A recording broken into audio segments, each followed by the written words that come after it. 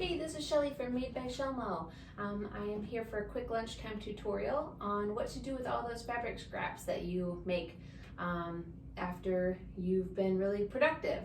So I make a lot of stuff and I just always end up with a lot of scraps, and I really hate creating stuff to then just put stuff in like a landfill. So I'm always trying to think through how I can use all of my pieces so that I'm really a zero waste business. So that means that when I'm cutting stuff out, I'm always separating things into too small to do anything with, which then I can use that for stuffing, or a pile of stuff that's like, this is big enough that I could do something with. So some of them are just like wonky like this, you know, they might end up like this, just weird. So what I do is just make a pile. That's your number one first step. Then, once you have your sewing machine, you can do this by hand also if you want, but the sewing machine makes it pretty quick. You're just going to kind of separate out your pieces and find some that you think look nice together, maybe are about the same size. A lot of times a crazy quilt can really be all shapes and sizes, triangles, rectangles, squares, it could be really anything. When I'm doing this, it's usually, I try to keep it a pretty speedy process. So I separate things out into either squares and rectangles, or I'll do triangles. So then when you're stitching it together, it can really be pretty fast. So here I have two pieces that are about the same size. So I am going to just trim one up to kind of make sure they're the same size. You're going to fold the right sides together. That means the pretty sides you want to be folded together. And then you got your pieces and you're just going to stick that together right inside your sewing machine. I'm going to drop my needle down and I'm just going to do a quick stitch.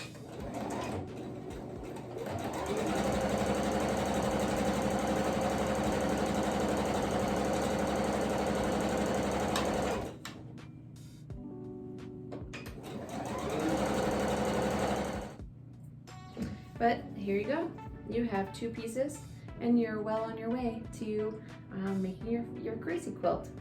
And now you're gonna create little pieces of scraps like that, and I'll just do the same thing that I usually do, keep a little pile of those, and I'll make sure to put that in my pile of stuffing, although that is getting pretty crazy. So I'm gonna need to tackle something else soon. I think you can really put this together like however you want, which is really fun. So I kind of like a lot of like straight pieces for this one. That's kind of what I'm thinking. And then once I get into the little pieces, I could just really stitch those together to make up something bigger. Since I have two pieces that are pretty much the same size, I think I'm gonna quick stitch those together. And then I'll show you what I do for the next part. So right sides together once again.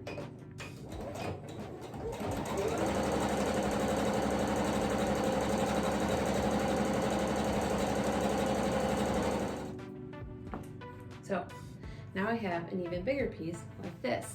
And this one doesn't quite meet that. But since this was so long, I want to utilize that.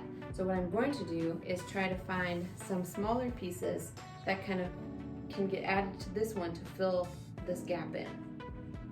So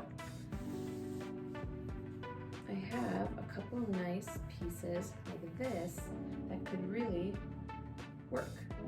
So I'm going to trim this to be similar size. It doesn't work like that. So I'm going to quick do a stitch.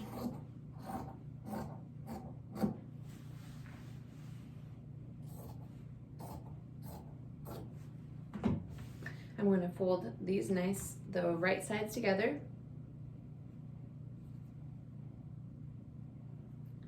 I'm going to go like that so you can see it. And I'm just going to do a stitch on that.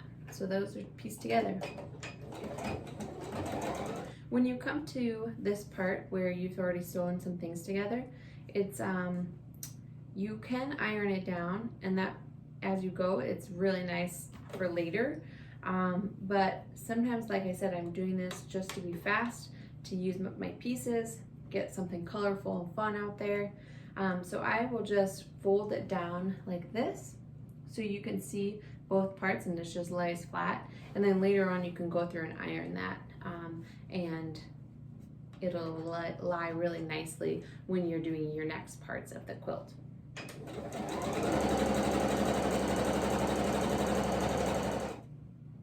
All right, so here we have a little bit longer. Let's test it against this one, see where we're at. We're getting there. I got one other piece here that's really, I think might do it. Yes.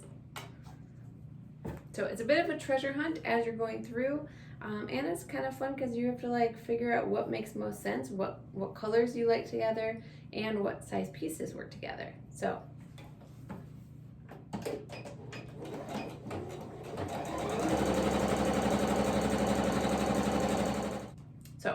this started getting a little wonky with sizes, so I'm gonna make sure I'm keeping an eye on that.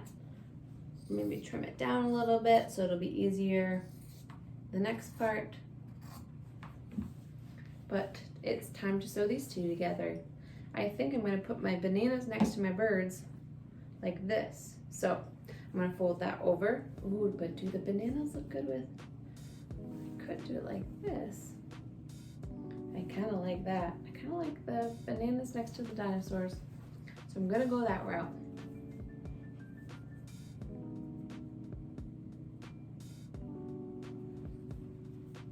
So putting those right sides together.